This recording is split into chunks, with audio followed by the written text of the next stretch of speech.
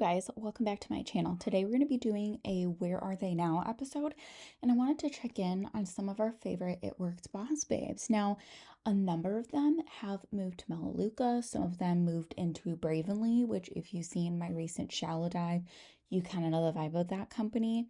And that company, interestingly enough, was started by a corporate staff member who was in when all of us were in. Me, my old upline, these top boss babes we're going to be talking about, we were all in at the same time. And this corporate staff member, Aspen Emery, ended up making her own company, which is Bravenly.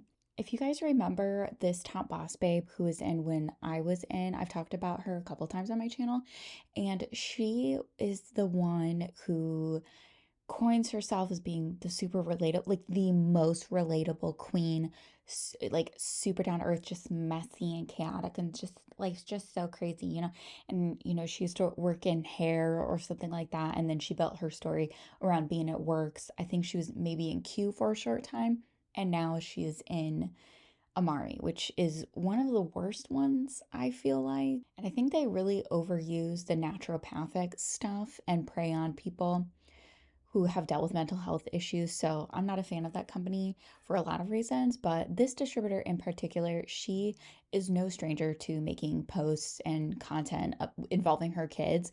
And I think to a degree that's fine. Personally, I don't think that kids really should be on the internet like that, but I understand people are going to do it.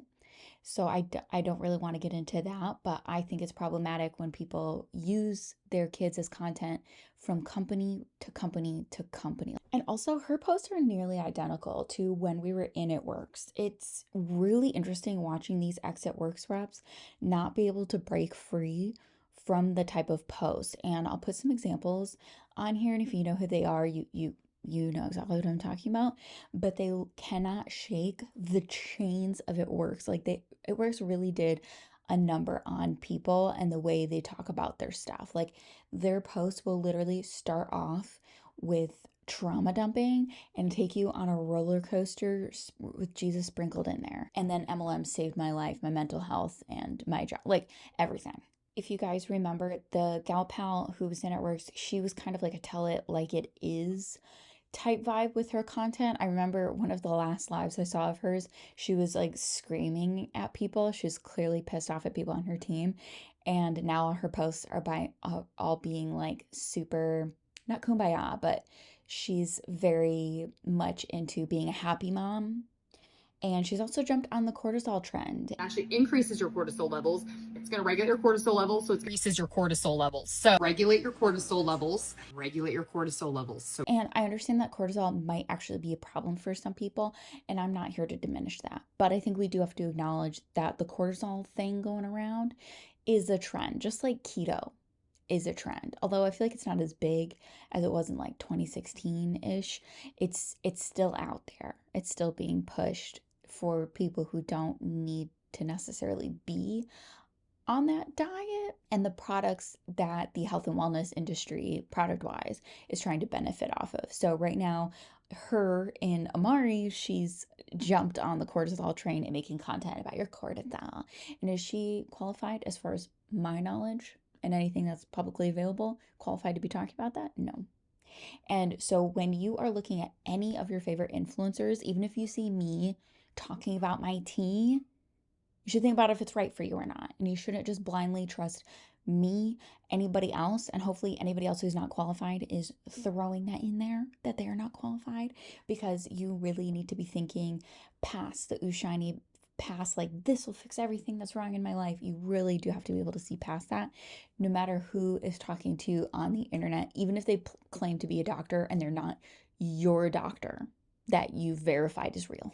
This next distributor who is in It Works when I was, to me, she was always hair goals for me. When I had bleach blonde hair, she has bleach blonde hair, and she always had the perfect tone. You know what I mean? She probably had money to go get it done at a salon. I'm not going to do that. I think I'm also done doing super blonde. I don't think is doing anything for me in real life. Like it might have looked nice on camera, did not look like nice in real life. It did not.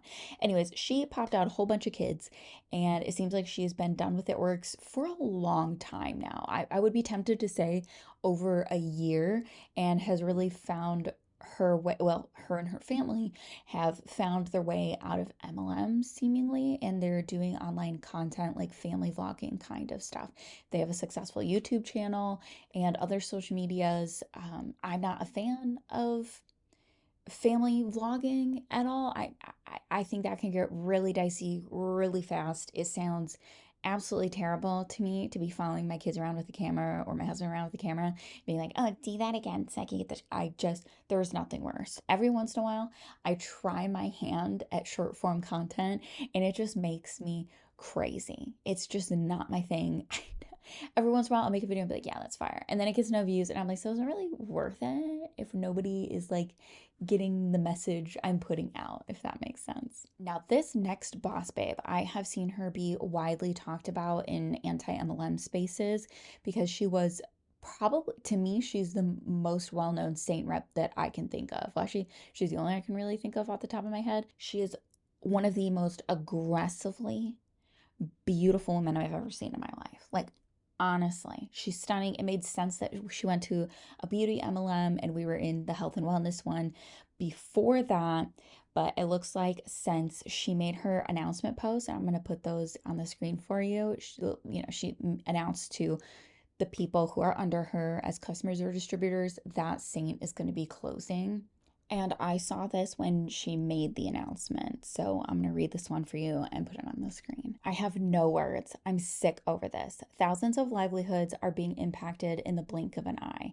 And she posts the message that was sent out to the artists. That's what they call their distributors. Dear Seint artists, Seint takes great pride in being a company that places our incredible products and the beauty they bring to people's lives at the forefront of everything we do. We are incredibly grateful for our artist community and their commitment to recognizing, embodying, and spreading beauty throughout the world. After careful consideration and with a heartfelt commitment to our mission and values, we are sharing important news that signifies a major milestone in our journey together. Effective October 1st, that's in a few months, Seint is transitioning our artist program from a direct selling model to an enhanced affiliate commission structure and program. So that is what, the second or the third. We also have Rodan and Fields that is not going to be an MLM any longer. Wow. Plus the dildo company. That one isn't an MLM any longer. So that's insane. Like, if you are in an MLM for some reason watching my videos, please, when we are saying these companies do not care about you, we mean it.